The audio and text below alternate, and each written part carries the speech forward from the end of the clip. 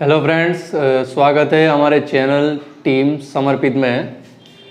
कल जो हमने अध्ययन किया था उसका हम थोड़ा सा रिवाइज करेंगे। त्रिकोणमितीय अनुपात हम पढ़ रहे थे।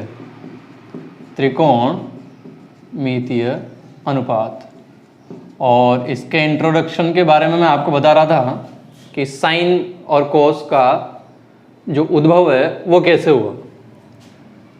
प्राचीन समय में जो साइन शब्द है, ये साइन शब्द को आर्यभट्ट, जो हमारे भारत के बहुत ही महान गणितज्ञ रहे, इन्होंने इस शब्द के लिए अर्धजीवा या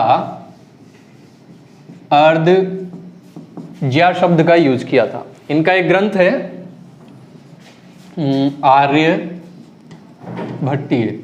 जो कि 500 ईस्वी में लिखा गया था। इस शब्द को यूज किया गया। इसके अलावा जब इस आर्यभट्टीय ग्रंथ का रूपांतरण हुआ, रूपांतरण सबसे पहले हुआ इसका अरबी भाषा में। अरबी भाषा में जब इसका रूपांतरण हुआ तो इस शब्द को ऐसा का ऐसा ही स्वीकार कर लिया गया, जिसे जीवा या ज्या के रूप में। तत्पश्चात अरबी भाषा के पश्चात इसका जो रूपांतरण हुआ वो किया लैटिन भाषा में, और लैटिन भाषा में भी इस शब्द को इसी प्रकार से ज्या के रूप में स्वीकार कर लिया गया। ज्या मीन्स अंग्रेजी में इसको साइनस शब्द में के रूप में इसको स्वीकार किया गया। अपभ्रंश के कारण आज हम इस साइन को ज्या के रूप में ही पहचानते हैं।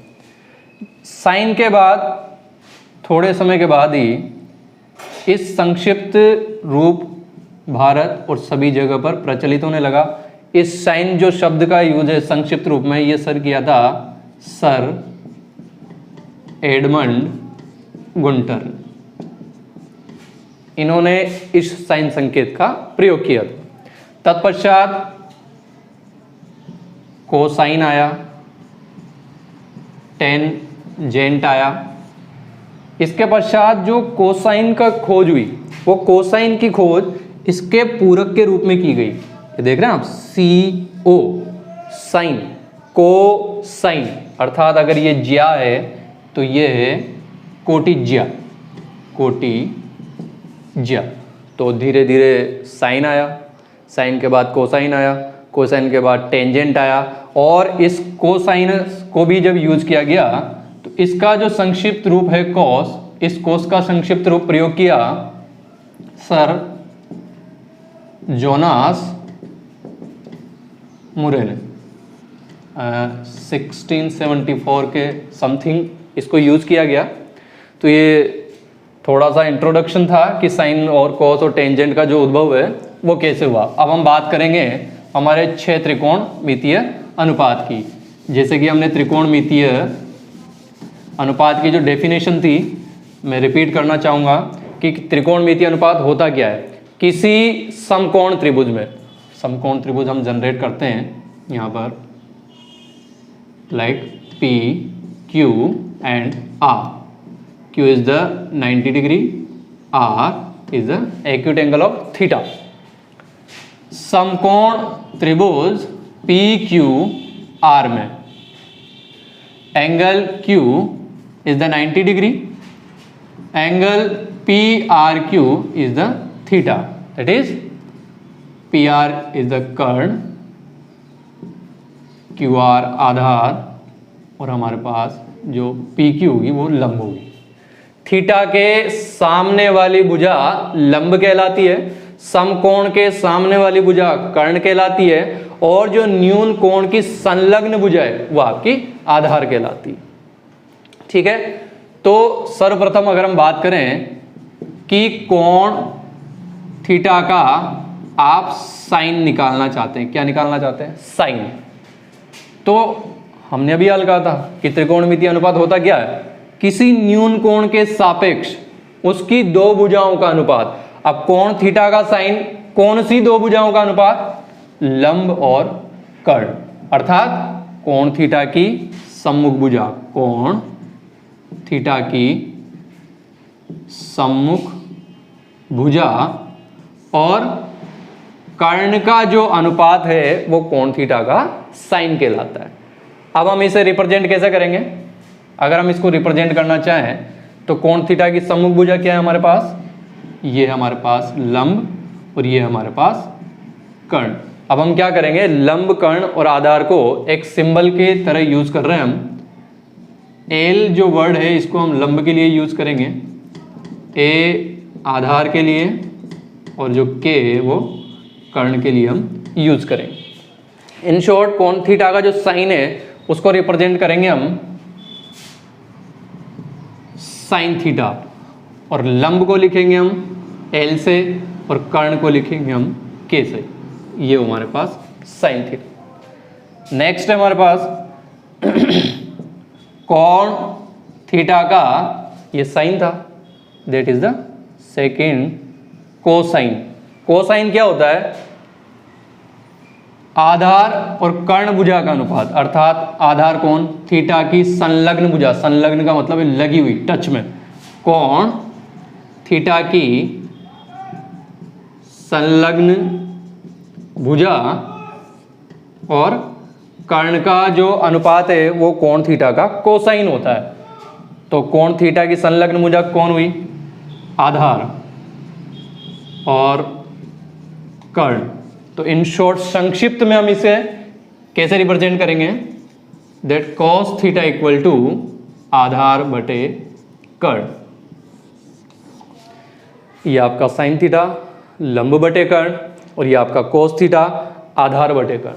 आप इसे याद रखें और नोट कर लें। नेक्स्ट हम थर्ड जो ट्रिग्नोमेट्री रेशियोज है, टेंजेंट, जो टेन थीटा होता है उसके बारे में हम बात करते हैं।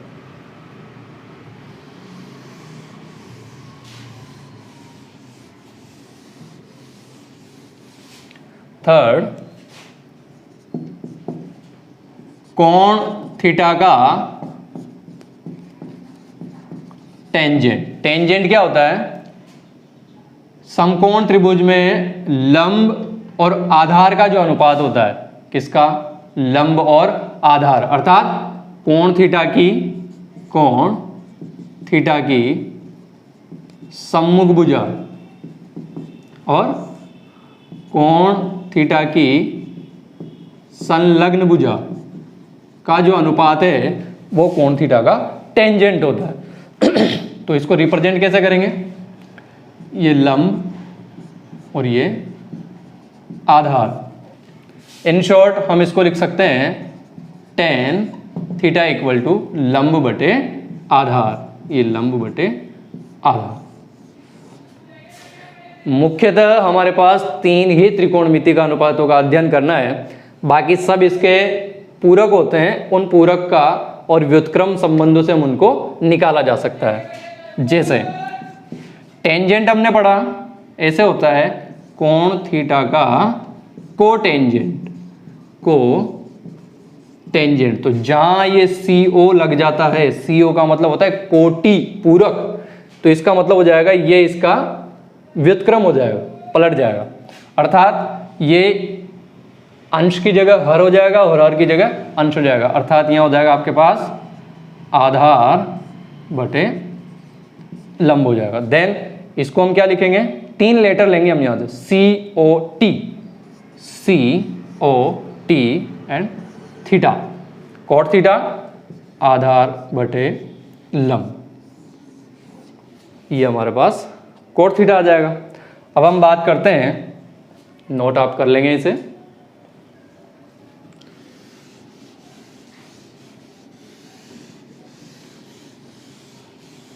Five and six.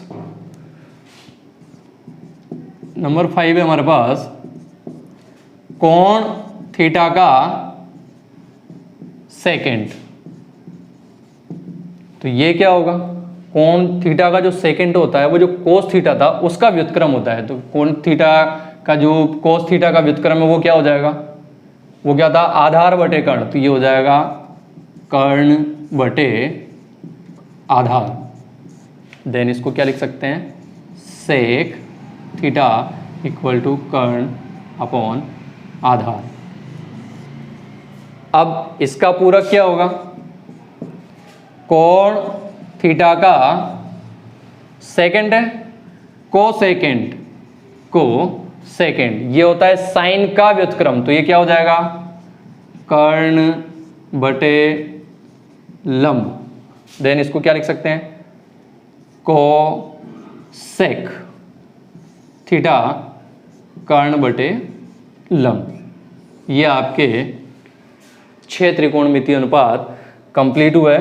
अब आप इसको नोट कर लेंगे और हम संक्षिप्त रूप में इनको कैसे याद रखें वो हम उस चीज को एक टेबल की फॉर्म में लिख लेंगे।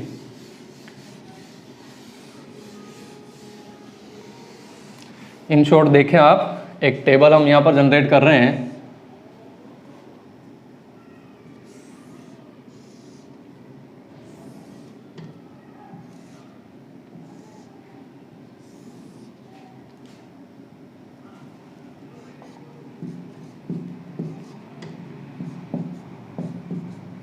देखें आप, साइन को अगर हमें लर्न करना है तो हम क्या करेंगे, लंब बटा कर्ण।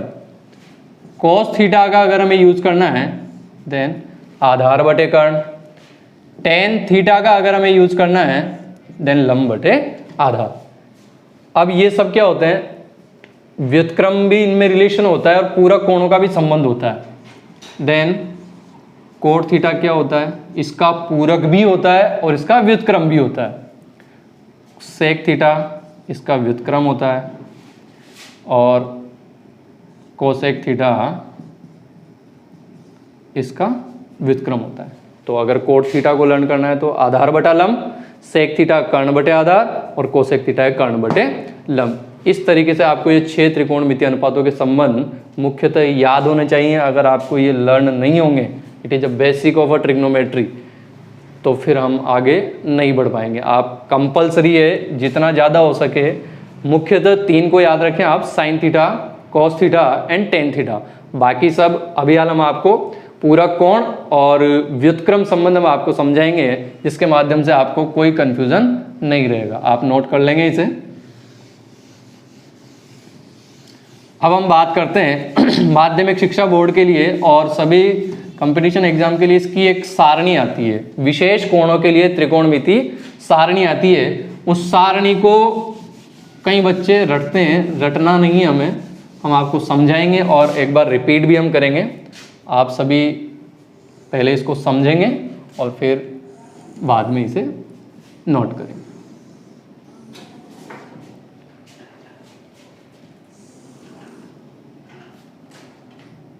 विशेष कोणों के लिए त्रिकोणमिति सारणी। देखें आप,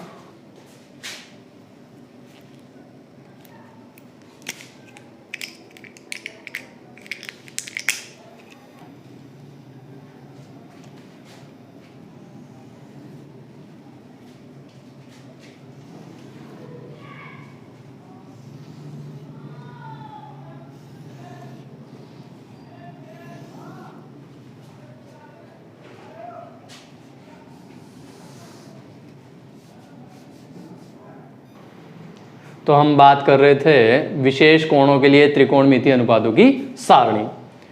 सबसे पहले हम बात करें sine theta, cos theta, tan theta, cot theta, sec theta and cosec theta. इधर हम बात करें तो इधर आएंगे आपके कोण। कोण 2 प्रकार से हैं, एक तो है आपका डिग्री में 0 डिग्री, 30, 45, 60 और 90 डिग्री, और रेडियन में होंगे 0, π/6, π/4, π/3 एंड π/2। ये आपके कोण हुए और ये है आपका त्रिकोणमितीय अनुपात। साइन के प्रथम जो 5 मान है वो देखिए आप किस प्रकार से जनरेट होते हैं। आपके पास प्रथम 5 पूर्ण संख्याएं लीजिए आप, 0, 1, 2, 3 एंड 4। अब इन सभी 5 संख्याओं को आप 4 से डिवाइड करें, देन 0/4, 1/4, 2/4, 3/4 एंड 4/4। डिवाइड करें आप इसको, 0/4 इक्वल टू 0, 1/4 का 1/4, 2 को अगर हम simplest form is the 1/2, 3/4, 4/4 is 1। And अब इन सभी का आप वर्गमूल ले लेंगे। 0 का वर्गमूल 0, 1/4 का 1/2, 1/2 का 1/√2, 3/4 का √3/2 और 1 का 1। ये हमारे साइन थीटा के प्रथम 5 मान है। 0, 1/2, 1/√2, 1√3/2 एंड 1। अब हम बात करते हैं, कहीं यहाँ पर आप कंफ्यूज बिल्कुल भी ना हो, और कई बार आपने पढ़ा होगा कि सारणी को, इस मान को पलट दीजिए, बट पलटते क्यों हैं, इसका एक खास रीज़न होता है। पलटने का रीज़न ये है कि इन दोनों कोणों में, इन दोनों अनुपातों में और इन दोनों अनुपातों, यहाँ पर पूरक कोण का रिलेशन होता है। पूरक कोण का मतलब क्या? Complementary angle. कॉम्प्लीमेंट्री दो ऐसे कोण जिनका योग 90 डिग्री हो, दो ऐसे कोण जिनका योग 90 डिग्री हो तो वे एक दूसरे के पूरक कोण कहलाते हैं। देन आया कैसे है? 0 + 90 इक्वल टू 90, तो ये 90 वाला मान कहाँ आ जाएगा? यहाँ पर। देन 30 और 60 क्या होते हैं? 90। देन ये कहाँ चला जाएगा? √3/2। 45 + 45 90, then 1/√2। 30 + 60 is 90 and 0 + 90 equal to 0। तो ये जो हमने पलटने का सिस्टम किया, ये होता है आपका पूरक कोणों का संबंध। साइन और कोस एक दूसरे के पूरक होते हैं, टेन और कोट एक दूसरे के पूरक होते हैं, सेक और कोसेक एक दूसरे के पूरक होते हैं। जब आप आगे इनके संबंधों का अध्ययन करेंगे तो 90 - थीटा वाले फॉर्मूले आएंगे। Then sine 90 - theta equal to cos theta, tan 90 - theta equal to cot theta और sec 90 - theta equal to cosec theta. अब हम बात करते हैं टेन थीटा की वैल्यू हम कैसे फाइंड आउट करें। फिलहाल हमें टेन थीटा का एक रिलेशन मैं आपके सामने लिख रहा हूँ, फिर हम इसको जनरेट करेंगे। Sine theta upon cos theta. आप साइन के मानों में कोस के मानों का भाग देते चले जाइए तो आपको टेन की वैल्यूज मिलती चली जाएगी। 0/1, 0 में 1 का भाग 0 बार, आप इसमें इसका भाग लगाएंगे। देन 1/2 को डिवाइड करेंगे √3/2 से, तो 2 से 2 कैंसिल हो जाएगा। न्यूमरेटर में क्या बचेगा? 1 एंड डिनोमिनेटर में √3। देन 1/√3, इससे ये कैंसिल आउट हो जाएगा। You will gate 1। 2 से 2 कैंसिल, देन √3/1, √3 में आप 1 का भाग लगाएंगे तो आपको √3 मिलेगा। देन 1/0, 1 को आप 0 से डिवाइड करेंगे, यू विल गेट इनफाइनाइट, अनंत, अपरिभाषित। कोट, अभी हमने कहा कि इन दोनों में भी पूरक कोण का संबंध होता है। देन आप ये जितनी भी वैल्यूज है इन सबको आप रिवर्स कर देंगे। Then infinite, √3, 1, 1/√3 and 0। Sec theta के लिए भी हम एक रिलेशन की बात करेंगे। यहाँ पर सेक थीटा इक्वल टू होता है 1/cos थीटा। आप एक में कोस के मानों का भाग देते चले जाए। 1/1 इज 1, √3/2 अगर आप एक में किसी भी संख्या का भाग देते हैं तो वो भिन्न पलट जाएगी। पलटने का मतलब √3/2 का क्या हो जाएगा? 2/√3। आप इसको पलट देंगे, देन √2 आप इसको पलट देंगे 2, और आप एक में 0 का भाग लगाएंगे, you will get infinite. Then repeat, पूरक कोण का संबंध, वापस आपके पास कॉम्प्लीमेंट्री एंगल वाला जो रिलेशन है आप इसको रिवर्स कर देंगे। Then infinite, 2 √2, 2/√3 and 1। इन संबंधों से आप इस टेबल को याद रख सकते हैं। आपको मुख्यतः साइन, कोस और टेन, ये तीन ही वैल्यूज आपको लर्न करनी है। बाकी ये सब रिलेशन से आपको लर्न हो जाएगी और आप मेंटेन करें स्पीड को। इसी प्रकार जो इधर पूरक कोण का संबंध होता है, इसी प्रकार इधर भी यहाँ पर ये साइन और कोसेक में रिलेशन होता है, that is a reciprocal relation, व्युत्क्रम संबंध। साइन और कोसेक एक दूसरे के व्युत्क्रम होते हैं। व्युत्क्रम का मतलब आप इनको पलट के देखें, आपको ये वैल्यूज मिल जाएगी। मतलब आपको कोसेक की वैल्यू लर्न करने की आवश्यकता नहीं है, आपको साइन याद है, आप इसको व्युत्क्रम कर देंगे, पलट देंगे। इसी प्रकार कोस और सेक भी आपके पास व्युत्क्रम का संबंध होता है, और इसी प्रकार टेन और कोट भी आपके पास एक दूसरे के व्युत्क्रम होता है। हम इसको रफ करेंगे और आपने लिख लिया होगा ये, और इधर मैं लिखूंगा कि ये है आपके पास रेसिप्रोकल रिलेशन, व्युत्क्रम संबंध, जिसको हम कहते हैं रेसिप्रोकल रिलेशन, व्युत्क्रम संबंध, व्युत्क्रम संबंध। आप इस सारणी को रटे नहीं, बिल्कुल समझने का प्रयास करें। साइन की प्रथम 5 वैल्यू को आप जो हम आपको बताया था उस तरीके से निकालें, 0, 1/2, 1/√2, √3/2 एंड 1, दैट कन्वर्ज रिलेशन। पूरा जो कॉम्प्लीमेंट्री रिलेशन है उससे आप कोस की वैल्यूज निकालें, 1, √3/2, 1/√2, 1/2 एंड 0। टेन थीटा की वैल्यू इस फॉर्मूले से अभी हाल हमने निकाला था,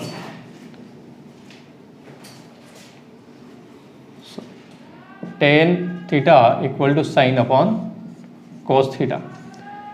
देन आप इसको इससे डिवाइड करें, you will get value of tan theta. And cot theta is the relation of complementary angle, and sec theta की वैल्यू जो आप निकालेंगे, ये सेक थीटा इक्वल टू 1/cos। 1 को आप कोस के मानों से भाग देते चले जाएंगे, इसमें आपको सेक की वैल्यू मिल जाएगी, एंड कॉम्प्लीमेंट्री रिलेशन से आप वापस कोसेक थीटा की वैल्यू निकाल सकते हैं। Thank you. नेक्स्ट वीडियो में बात करेंगे हम इसके आगे।